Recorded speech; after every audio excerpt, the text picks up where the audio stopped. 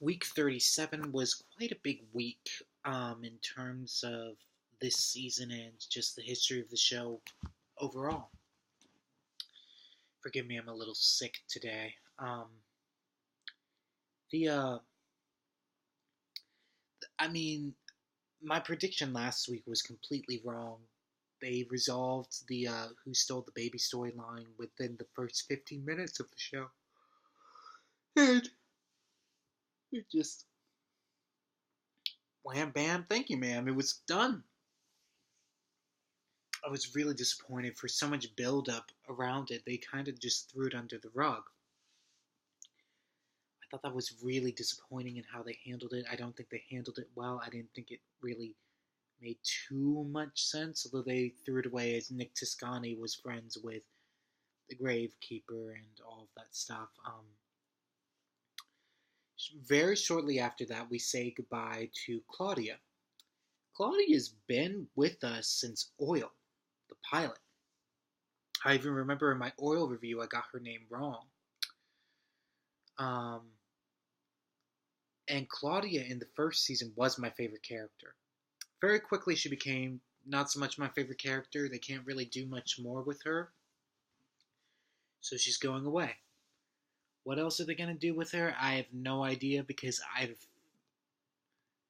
not sure. I'm pretty certain this isn't the end that we'll see of Claudia, but anyways, it's sad to watch her go. And the another big thing that happens is Blake gives Fallon just this random hotel that he has, the La Mirada. And it was interesting because I thought back again. I thought about Oil a lot. The pilot episode, we're watching this on 3 occasions. The first was Claudia leaving. The second was this, where Fallon, at the beginning of the show, Fallon was like the most business savvy person on the show. Probably apart from Blake. Fallon was just, she was so sharp, and she said there was no way that Daddy would ever let her run or co-run Carrington Oil. Which, while that still is true, it's interesting to watch Blake's growth and give it to her because Steven was always the one who was supposed to take over it, and Steven hasn't been seen for now 3 weeks, 4 weeks actually. I forgot he wasn't in the season finale last season. And so that was an interesting character growth. And then the final, Michael comes and confronts Blake.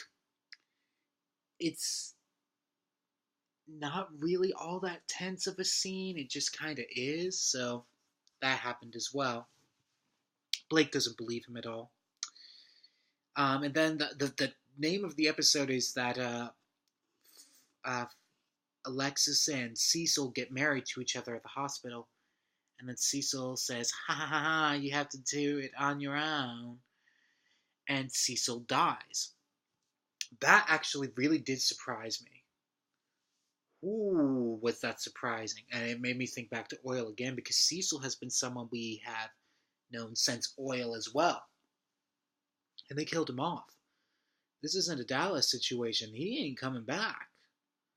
I was actually really stunned. Someone we've known since the pilot got killed off of the show. And it was so early in the season, too. So, I guess in terms of the whole history of the series, he didn't last all that long, but I've been watching for what feels like a really long time now. And it was a little stunning to watch this character kind of just die at the very end. Oh, it was quite stunning. I thought it was a great episode.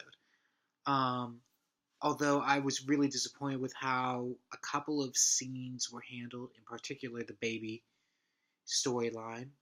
Aside from that, there's not too much else to complain about. Am I excited for next week? Absolutely. I think next week will hopefully do even better. So I hope you guys keep coming back with me as I return once again to the Carrington Mansion.